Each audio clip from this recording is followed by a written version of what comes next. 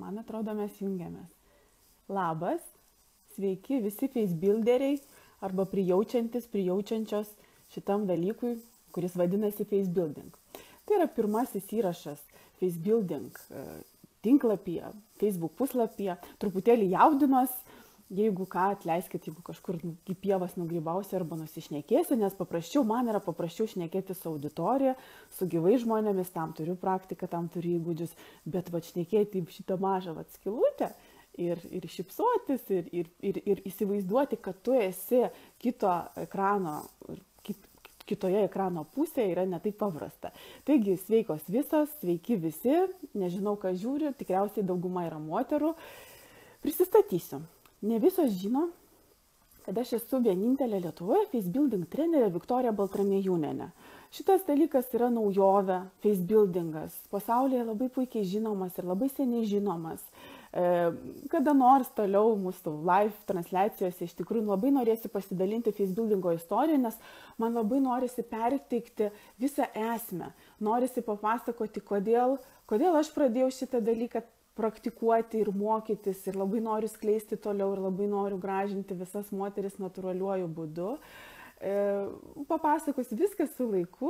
Šiandien pirmasis mūsų susitikimas 5 minučių, pietų pertrauka, visą skubam valgyti. Aš irgi taip pat skubu valgyti, nemeluosiu. Taigi turim 5 minutės, aš dar į laikrodį vis pasižiūriu, liko 4, man atrodo. Taigi, kas yra facebuildingas? Facebuildingas tai yra veido sportas, tai yra veido mankštų sistema, skirta jūsų veido grožiui ir jaunystei. Aptakiai skamba, tačiau supraskim taip, kaip čia paaiškinti. Mūsų kūnas nesibaigia ties mūsų kaklu. Ir mes visos pripratusios kalbėti apie kūno grožį ir apie mūsų figūrą ir šnekam tik tai apie apatinę dalį, kuri prasideda nuo kaklo ir žemiau. Bet figūra turi ir veidas, todėl kad ir veidas turi raumenis, jisai turi riebaliukus, jisai turi fascijas, tokius dalykėlius, kurie uždaro mūsų raumenukus, tos, kurios šeimininkė žino, tai yra tokie balti, tokios žilkutės baltos. Realiai tai turi visas mūsų kūnas, kurį mes gražiname. Ir kuri, jeigu kažkas pasikeičia, arba viršsvoris, arba, pavyzdžiui, kai mums būna dienos, mūsų svoris pasikeičia ir gali pilvas išsipūsti, ir gali kažkur patinimas būti, ir gali atsirasti celiulitas, čia ne apie dienas, bet aplamai apie kūno pasikeitimą. Ką mes darome, kai mūsų kūnas keičiasi? Ką mes darom? Atsakyk, prašau man. Aš, jeigu leisit, aš kreipsiuosi į tave tu. Mes tikriausiai dengiam kūną drabužiais. Nesam musulmonės, Lietuva nėra musulmoniška šalis ir, nežinau, jeigu tu dengi savo veidą drabužiais, kai pas tave atsiranda akių patinimas, arba kai pas tave padidėja žandukai, arba jeigu tu matai, kad tavo nosis truputėlį pradėjo didėti, galbūt jisai plaukia, arba jisai tiesiog tau nepatinka. Tugi neprisidengi va šitaip, tugi neslėpi savo akių nuo pasaulio. Mes norime puošti pasaulį, mes turėtume puošti pasaulį, nes mes esame pasaulio puošmenos. Mes norim būti visos gražios ir, kad rezumuojant, veido nepridengsi jokiais drabužiais. Tai mano leitmotyvas, tai yra facebuildingo leitmotyvas. Ir nereikia. Tiesiog reikia su juo dirbti, tiesiog reikia jį mankštinti, lygiai taip pat, kaip mes mankštinam savo kūną. Mes turim suprasti, kad mūsų veido sandara yra tokia pat su tam tikromis išimtimis, kurios irgi yra į naudą.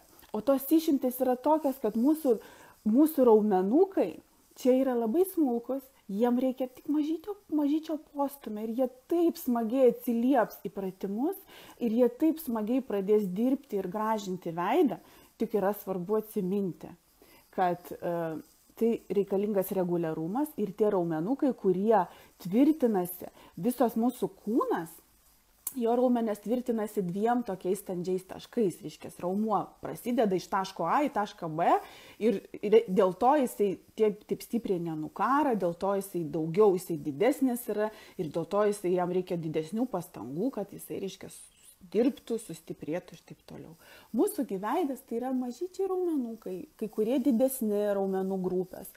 Tačiau tai yra tokie dėkingieji mūsų darbininkai, kuriem tik tai prisiminti apie tai, kad jie pas mus yra ir prisiminti apie tai, kad ne tik mūsų mimikos, mūsų visi susiraukimai ir visi šypsojimasis ir taip toliau, ne tik šitie mimikos dalykai ir ne tik šitie raumenys turi dirbti, mes turim mankštinti ir tonizuoti visą mūsų veidą.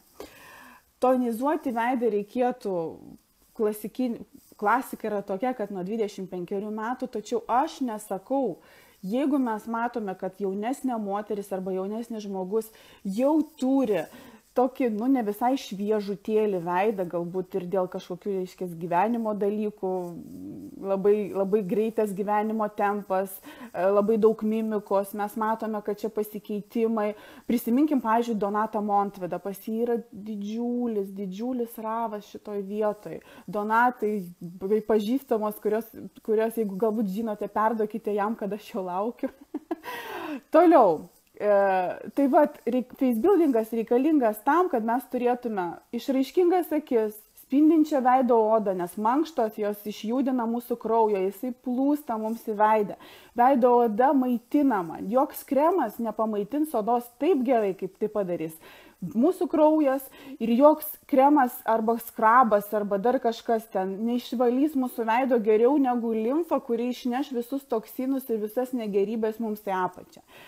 Taigi tai yra gėris, tai yra iš tikrųjų naujas dalykas, puikus dalykas, kažkodėl Lietuvoje nežinomas, pamirštas, netiek populiarus, nes mes visi kažkodėl tik apie kūną. Ne, pradėkime nuo veido, nušvis veidas, nušvis mūsų gyvenimas, atsivers akis ir mūsų tiesiog bus viskas gražiau.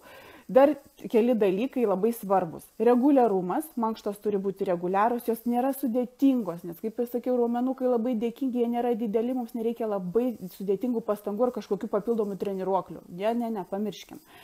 Antras dalykas, kad mes turime mankštas daryti išsitiesus, taigi laikysena yra laikysena lygų mankštos. Jeigu teisingai sustatytas stuburas, jeigu teisinga laikysena, mankštos bus veiksmingos ir jos iš tikrųjų neš naudą. Trečias dalykas – paprastumas ir nepaprastumas. Mūsų 5 minutės šiandien siūlau užbaigti paprastu pratimu, nes labai norisi jūs įvesti po truputėlį, švelniai, neišgąsdinant tų pačių mūsų raumenukų, kurie gali skaudėti, todėl kad, kaip ir sakiau, tai veido sportas, jeigu mes stipriai pertempsim raumenis, pavyzdžiui, aš vakar turėjau 2 treniruotės, man šiandien čia skauda ir jaučiasi, nes per didelis buvo krūvis, nieko baisaus, aš pripratusi, aš esu trenerė, žinau, ką reikia daryti. Šiandien mes skirsime dėmesį, kaip sakiau, Donato, Montvydo vietai. Mes raukomės, tu esi tikriausiai, net netikriausiai, protinį darbą, protinga moteris ir dažnai susimastanti, galbūt susiraukianti, dirbanti protinį, analitinį darbą. Šiaip mūsų tikriausiai visų gyvenimas susijęs su tam tikrais sprendimais, nelengvais sprendimais kartais. Mes nejučia pradedam čia raukytis. Čia yra puikusis raumenukas, kuris irgi labai yra dėkingas. Jis nėra mažas, reikėtų su juo padirbėti daugiau, tačiau jisai puikiai atsiliepia ir išsilygina. Vienas iš šito raumens išlyginimas, čia yra hipertonusas, jisai spazmuotas, dėl ko yra raviukai, tokie 11 vadinasi, 1, 2, 11.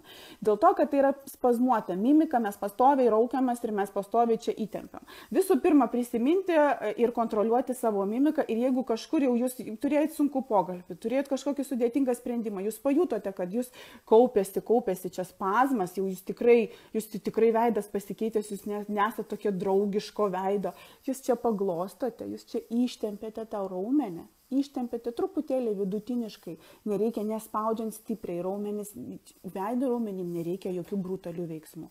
Ir antras dalykas, čia yra biologiškai aktyvus taškas, mes paspaudžiame tą tašką, palaikome 7 sekundės. Biologiškai aktyvus taškas, jisai iš tikrųjų ir susijęs su energetika, atsilieps jūsų visas veidas, atsilieps jūsų visas kūnas. Šitas raumenukas supras, kad su juo yra dirbama ir jam norima yra padėti ir jam norima atsipalaiduoti. Palaikius 7 sekundės mes pasukiojame labai paprastai, truputėlį spaudžiant, mes norime, kad raumuo pajaustų, bet ne iki skausmo, ne iki kaulo, neįspaudžiame, kad būtų duobė po to, ir pagal laikrodžio rodiklę. Ir priešais laikrodžio rodiklę. šitą pratimą, labai paprastą pratimą. Genialumas slypi paprastume, mano labai mėgstamas posakis. Šitą pratimą darote visą dieną, kai jūs tik taip turėjote telefoninį pokalbį kažkokį nelabai malonų. Kai šefas išsikvietęs, nuėjote, turėjote ten kažkokius sprendimus priiminėti, susirinkimas, dar kažkas, jūs jaučiate, kaupėsi bent 3 kartus į dieną, paspauskite, paglostykite šitą dalį ir jūs pamatysite, kad iš šito mažyčio pratimo įvyks labai dideli stebuklai.